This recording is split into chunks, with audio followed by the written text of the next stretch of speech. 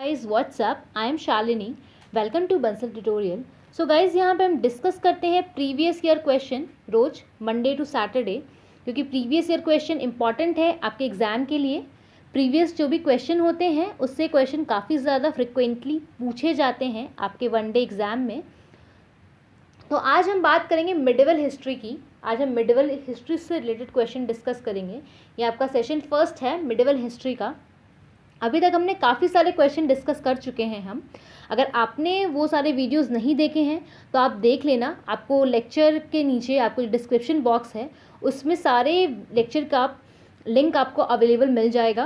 और अगर आपको ये वीडियो देखने के बाद अगर आपको लगे कि आपको इसका PDF फाइल चाहिए तो आप बंसल ट्यूटोरियल की टेलीग्राम चैनल पे जाके इसके PDF को डाउनलोड कर सकते हो।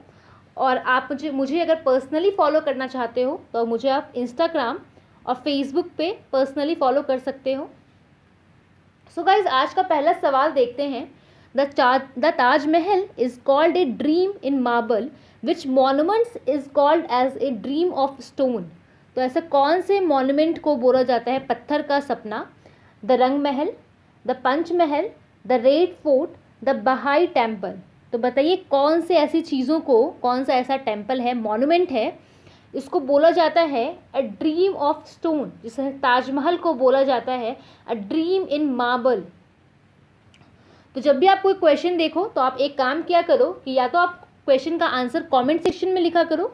अगर कमेंट सेक्शन में आप नहीं लिखना चाहते हो तो आप उस जो क्वेश्चन का जो आंसर है वो आप एक कॉपी पेन में लिख लिया करो, एक कॉपी पे लिख लिया करो पेन से, ताकि आप बाद में आपको अपना स्कोर जान सको आप at the end of the video. ताकि क्या होगा कि आपको अपना स्कोर पता चलता रहेगा और जहाँ पे भी आपकी कमी रह गई है आप उसको और इम्प्रूव कर पाओगे। तो गाइस बताइए इसका आंसर क्या है? तो इसका आंसर है आपका पंचमहल। तो पंचमहल को जो बोला गया है वो बोला गया है क्या? Dream of a stone. अब ये फतेहपुर सीकरी में है, आगरा में, जिसको बिल्ड कराया गया था, बनवाया गया था मुगल एम्पायर अकबर के द्वारा। तो किस चीज़ के लिए? ये यहाँ पे रिलैक्स किया करते थे, जाके मज़ा किया करते थे, आप समझ सकते हो। रिलैक्सेशन के लिए इनको बनाया गया था। और it is a 5 storeyed building. ये 5 स्टोरीड बिल्डिंग का है, मतलब इसमें 5 आपका क्या है, 5 फ्लोर्स हैं इसमें। और इट इज़ कॉल्ड एज बदगीर। इसको बदगीर भी बोला जाता है, विंड कैचर टावर। जिससे कि विंड कैचर टावर का मतलब हो गया, इसको इस तरह से बनाया गया है कि बिल्कुल ये हवादार है, इसमें हवा बहुत अच्छे से आता रहता है, तो इससे प्रॉब्लम नहीं होती थी, राजा को गर्मी नहीं लगती थी, आप ऐसा समझ सकते हो। चलिए नेक्स्ट क्वेश्चन देखते हैं। Which of the following writer has called Akbar Din-i-Ilahi as a monument of his folly not of wisdom. तो ऐसे कौन से राइटर हैं जिन्हें अकबर का जो दीन-ए-लाई धर्म था, जो दीन-ए-लाई जो था, उसे फोली बोला है, मतलब मूर्खता बोला है दीन-ए-लाई को, ना कि ज्ञान की बात। तो बताइए कौन से ऐसे लेखक ने ऐसा कहा है? तो बदायूनी ने कहा है, विनीत स्मिथ ने कहा है, बर्नी ने क्या कहा है, या फिर डब्ल्यू हेग ने कहा है? डब्ल्यू हेग ने कहा है। तो बताइए किसने कहा है ये चीज़ें कि दीन-ए-लाई जो है वो मूर्खता है?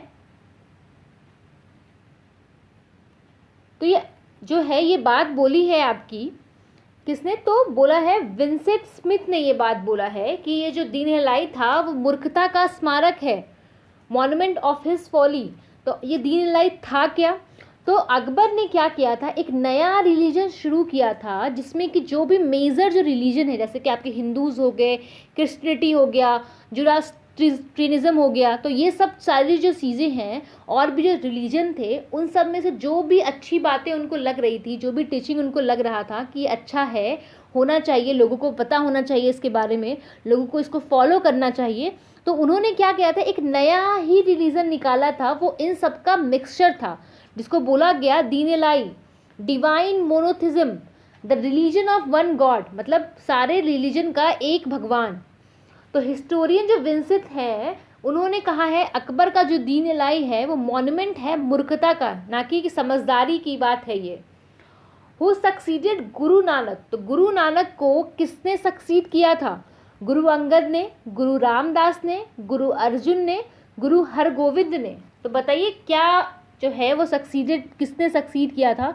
अब गुरु नानक के बाद कौन आए थे राजगद्दी पे, कौन बैठे थे, आप ऐसा समझ सकते हो। बताइए किसने बैठा, कौन बैठा था गुरु नानक के पास गद्दी पे। तो आपके जो गुरु अंगद हैं वो गुरु नानक के बाद बैठे थे। आप देखिए पहले हैं गुरु नानक, फिर आते हैं गुरु अंगद, फिर गुरु अमरदास, गुरु रामदास, गुरु अर्जुन दास। अर्जुन दास के बाद आपके आते हैं गुरु हरगोविंद, गुरु हर राय, गुरु हर किशन, गुरु तेग बहादुर और गुरु गोविंद सिंह। तो आप इसको याद करने का एक ट्रिक समझ सकते हो। देखिए सबका हम नानक का एन ले लेंगे, अंगद का ए ले लेंगे, अमरदास का भी ए ले लेंगे। तो नारा लगाते हैं ना हम लोग जय हिंद का, तो नारा लगा रहे हैं। ये देखिए एन से आपका हो गया नानक, ए से हो गया अंगद, फिर ए से हो गया अमरदास, आर से हो गया रामदास, ए से अर्जुन देस। नारा आप किसका लग रहा है, तो हर गोविंद हर राय का, हर गोविंद हर किशन। तो हर गोविंद से आपको हर गोविंद याद रहेगा, फिर जो आएगा वो हर राय हो जाएगा। तो हर गोविंद हर राय और हर किशन, हर बोलते हैं ना, तो उसी तरह से, या फिर तेग बहादुर या फिर गुरु गोविंद सिंह। तो इस तरह से आप याद कर सकते हो। याद करने का तरीका है ये कि नारा हर गोविंद हर राय हर किशन जी का।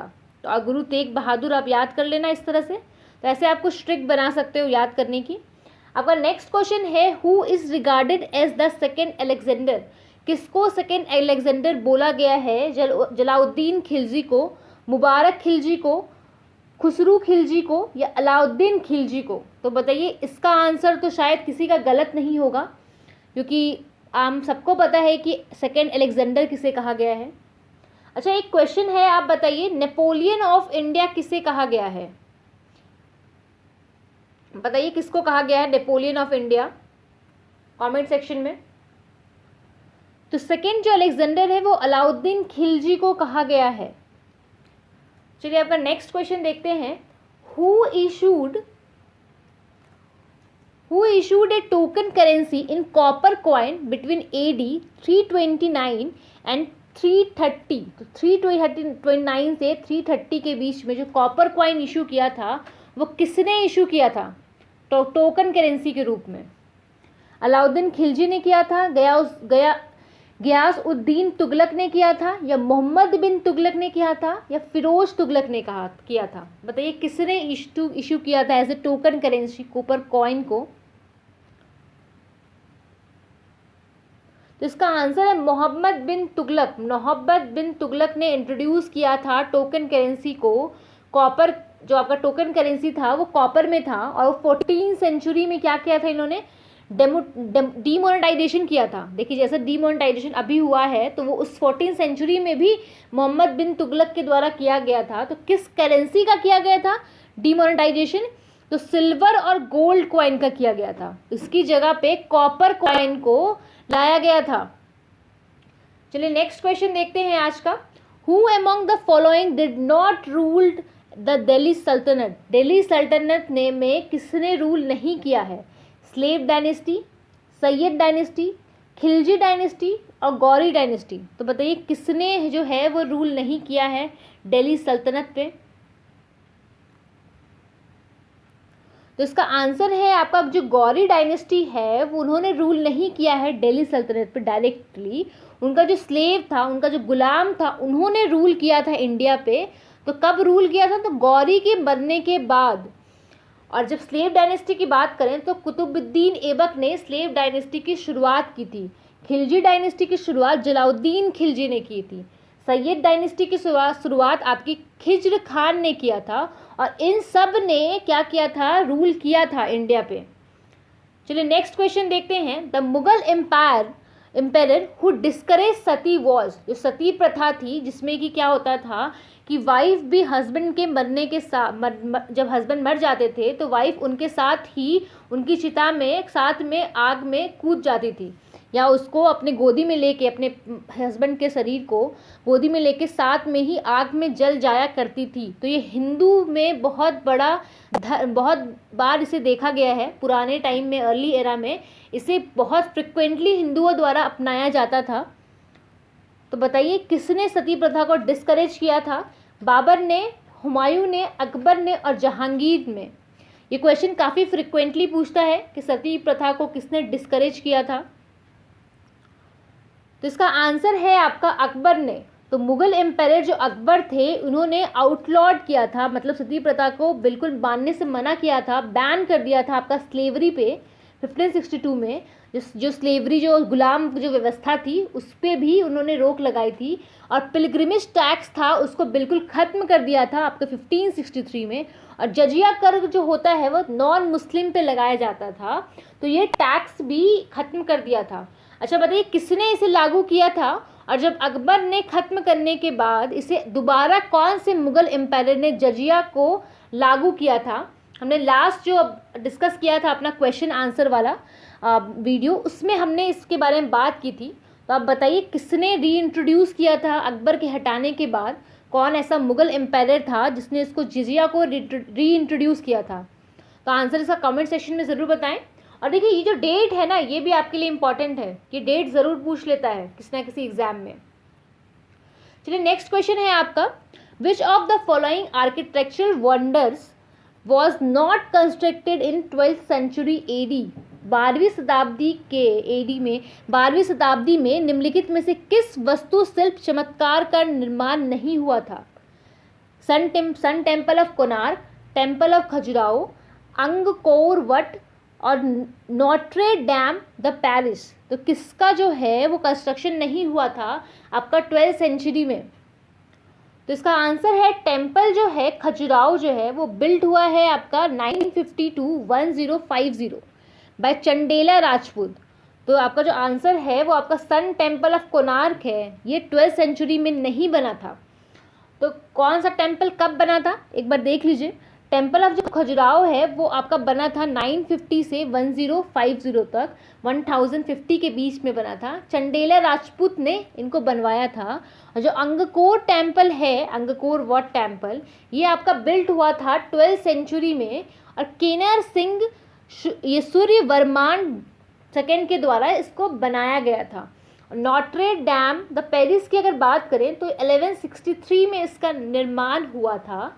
और सन टेम्पल की बात करें जो कोणार्क में है वो आपका नरसिम्हदेव फर्स्ट ने बनवाया था, 13th सेंचुरी में इसे बिल्डअप करवाया गया था।